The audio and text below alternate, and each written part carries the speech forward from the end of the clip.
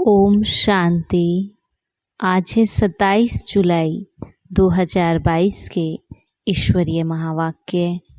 आज बाबा ने कहा, मीठे बच्चे, तुम्हें अब आसुरी अवगुण निकाल ईश्वरीय गुण धारण करने हैं। बाप से अपना 21 जन्मों का स्वराज्य लेना है।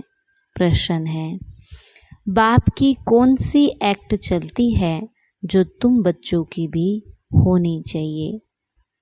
बाबा कहते, बाप की एक्ट है सभी को ज्ञान और योग सिखलाने की। यही एक्ट तुम बच्चों को भी करनी है। पतितों को पावन बनाना है।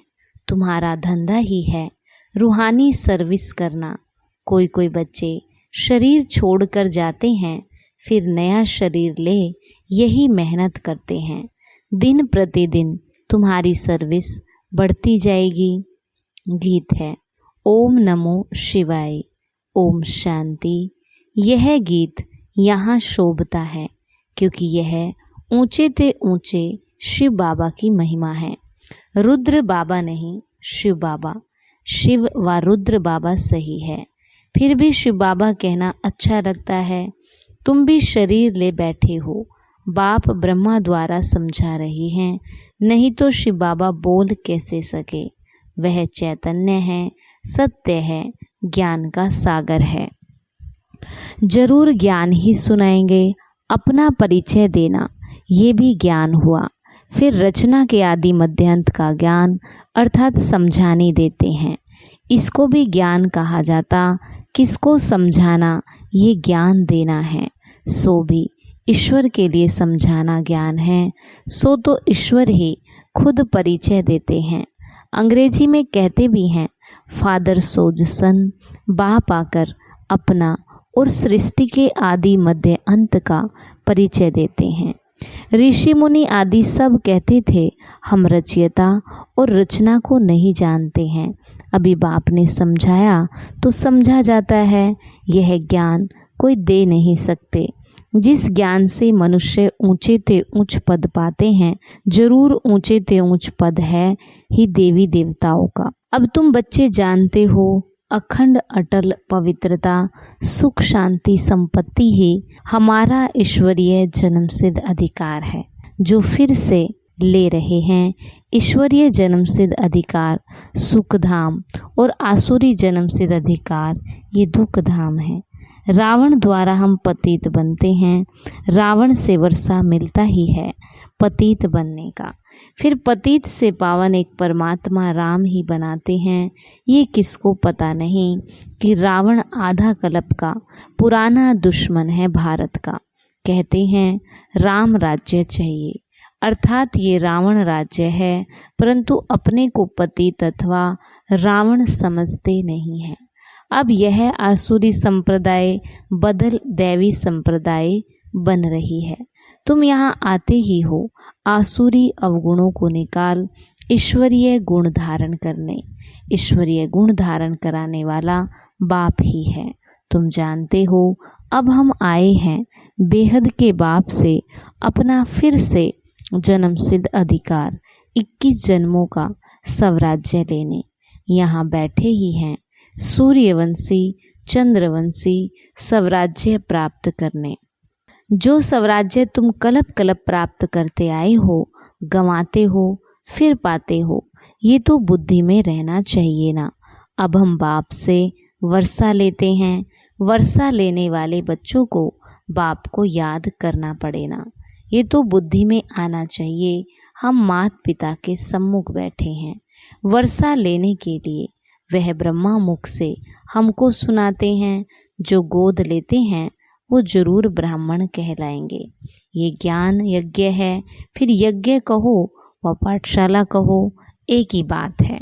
जब रुद्र यज्ञ रचते हैं तो पाठशाला भी बना देते हैं। बाबा कहते, एक तरफ वेद शास्त्र आदि और एक तरफ गीता और एक तरफ रामायण आदि रखते हैं। जिनको रामायण सुनना है वह उनके तरफ जाकर सुने। जिसको गीता सुनना है वो उनके पास जाकर के सुने। ये रुद्र ज्ञान यज्ञ है जिसमें सब कुछ स्वाहा होना है। सृष्टि का अंत है तो सभी यज्ञों का भी अंत है। ज्ञान यज्ञ तो एक ही है, बाकी जो अनेक प्रकार के यज्ञ है वो है मटेरियल यज्ञ, जिसमें जौ तिल आदि सामग्री पड़ती, ये है बेहद का यज्ञ। इसमें ये सब स्वाहा हो जाएगा, फिर से नई दुनिया पैदाइश होती है। वहाँ दुख देने वाली कोई चीज़ होती ही नहीं। यहाँ तो देखो कितना दुख है, बीमारियाँ आदि कितनी वृद्धि को पा रही हैं। भिन्न भिन्न प्रकार के दुख रोग निकलते जाते। ड्रामा में ये सब नोंद है। जैसे मनुष्य वैसे किस्म किस्म के दुख निकलते जाते हैं। इसको कहा ही जाता है दुख धाम, शोक वाटिका। मनुष्य दुखी है क्योंकि रावण राज्य है। राम राज्य में रावण होता ही नहीं। आधा कल्प है सुख धाम और आधा कल्प है दुख धाम। राम निराकार परमपिता परमात्मा को कहते। एक है रुद्रमाला निराकारी आत्माओं की, और फिर विष्णु की माला बनती है साकारी, वो तो राजाई की है। फिर वहाँ नंबरवार राज्य करते हैं। ये तुम बच्चों को अच्छी रीति से समझना और समझाना है। जितना जितना समय बीतता जाएगा उतना उतना ज्ञान शॉर्ट होता जाएगा। इतना शॉर्ट में समझाने के लिए बाबा युक्तियाँ रच रहे हैं। विनाश के समय मनुष्यों को वैराग्य आएगा, फिर समझेंगे कि बरोबर ये वही महाभारी महाभारत की लड़ाई है। जरूर निराकार भगवान भी होगा, कृष्ण तो हो नहीं सकता। निराकार को ही सर्व का पतित पावन, सर्व का सद्गति दाता कहा जाता। ये टाइटल कोई को दे नहीं सकते। बाबा ने ये भी समझाया है, पवित्र देवताएं कभी अपवित्र दुनिया में पैर नहीं रख सकते। तुम लक्ष्मी से धन मांगते हो, परंतु लक्ष्मी कहाँ से लाएगी? यहाँ भी मम्मा बाप से धन लेती है। यहाँ सरस्वती साथ ब्रह्मा है, वहाँ भी दोनों जरूर चाहिए, निशानी चाहिए। कहाँ से धन मिलता है? जरूर है, इसलिए महालक्ष्मी की पूजा होती है। उनको 4 भुजाएं देते, टांगे तो इतनी देते नहीं। रावण को 10 मुख देते, टांगे तो देते ही नहीं। तो सिद्ध होता है ऐसे मनुष्य होते नहीं हैं। ये है समझाने के लिए। जब कोई का पति मरता है तो उनकी आत्मा को इनवाइट किया जाता, परंतु आए कैसे? ब्राह्मण के तन में आती है, बुलवाया जाता है। ये रस्म रिवाज ड्रामा में नूंदी हुई है।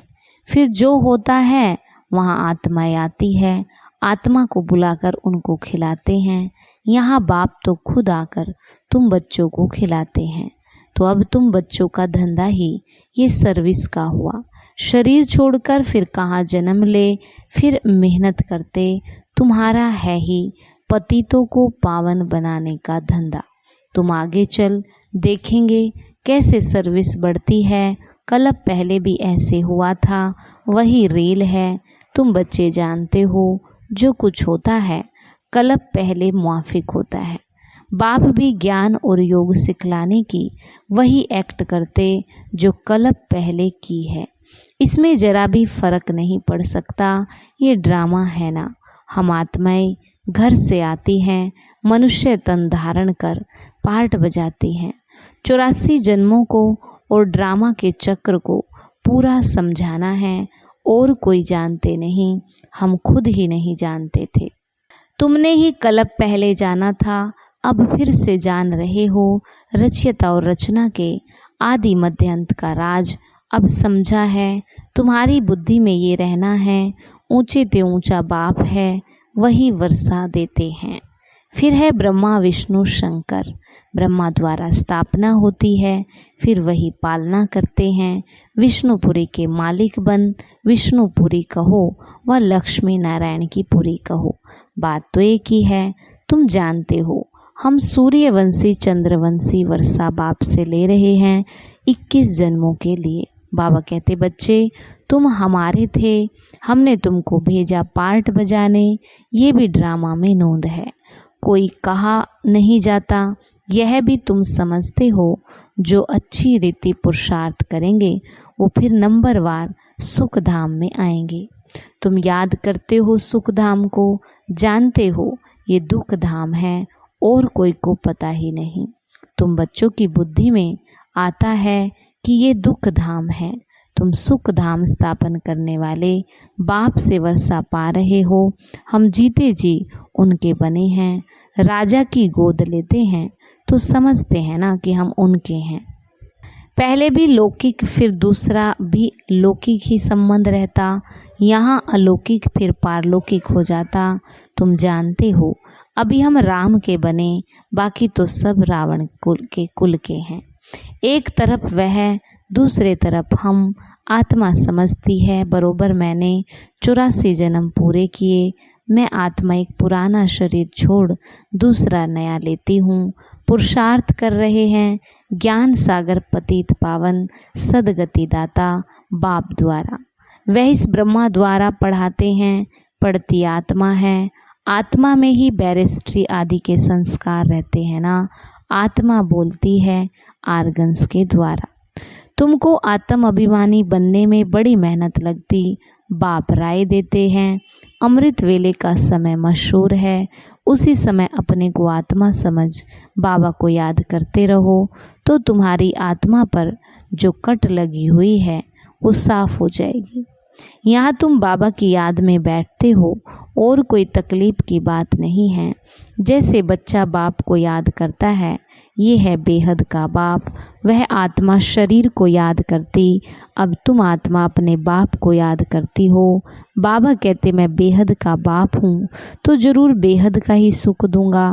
कल्प पहले दिया था, बरोबर भारत विश्व का मालिक था, दुश्मन आदि कोई नहीं था। अभी तुम सुख धाम के मालिक बन रहे हो। जो तुम स्वर्ग के लायक थे अब नर्क के लायक बन पड़े हो। फिर स्वर्ग के लायक बनाने बाप आए हैं।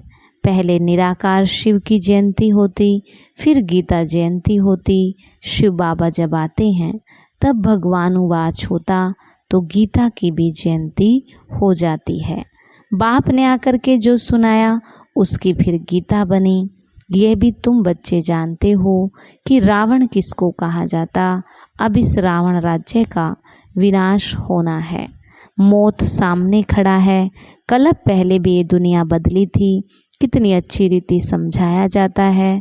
मेहनत है, घर गृहस्थ में रहते कमल फूल समान पवित्र रहे। फिर साथ में ये कोर्स उठाओ, टीचर से पूछो। कोर्स तो बड़ा सहज है, घर में रहते मुझे याद कर, रचना के आदि मध्यांत को जानो। 7 रोज समझने वाले भी कोई निकलते हैं। हर एक मनुष्य की रग देखी जाती है, देखा जाता है इनकी लगन बहुत अच्छी है, तड़पते हैं। हम बाबा का ज्ञान तो सम्मुख सुने, उनकी शक्ल वातावरण से समझ सकते हो। रग को पूरा ना समझने के कारण अच्छे अच्छे भी चले जाते हैं। कहते हैं 7 रोज टाइम नहीं है, क्या करे। कोई कहते हैं दर्शन कराओ, बोलो पहले आकर के समझो किसके पास आए हो। परम पिता परमात्मा से तुम्हारा क्या संबंध है। ब्रह्मा कुमार कुमारी तो तुम भी ठहरे ना। शिव बाबा के पोत्रे सो ब्रह्मा के बच्चे हो गए। बाप स्वर्ग का रचयिता है तो जरूर वर्षा देता होगा, राजयोग सिखलाता होगा। समझाकर फिर लिखा लेना चाहिए। एक दिन में भी कोई अच्छा समझ सकता तो ऐसे तीखे निकलेंगे जो बहुत गैलफ करेंगे। अच्छा मीठे मीठे सिखी लदे बच्चों प्रति माता पिता बाप दादा का याद प्यार और गुड मॉर्निंग। रूहानी बाप की रूहानी बच्चों को नमस्ते। रूहानी बच्चों की रूहानी बाप दादा को नमस्ते। नमस्ते बाबा, गुड मॉर्निंग। शुक्रिया बाबा। धारणा के लिए मुख्य सार। पहला, अमृत वेले उठ बाबा को प्यार से याद कर आत्म अभिमानी बनने की मेहनत करनी है। याद के बल से विकारों की कट उतारनी है। दूसरा, घर गृहस्थ में रहते कमल फूल समान बनने का कोर्स उठाना है। हर एक की रग अथवा लगन देख कर ज्ञान देना है। वरदान है, शिक्षक बनने के साथ रहमदिल की भावना द्वारा क्षमा करने वाले मास्टर मर्सीफुल भव। शिक्षक बनने के साथ रहम दिल की भावना द्वारा क्षमा करने वाले मास्टर मर्सीफुल भव।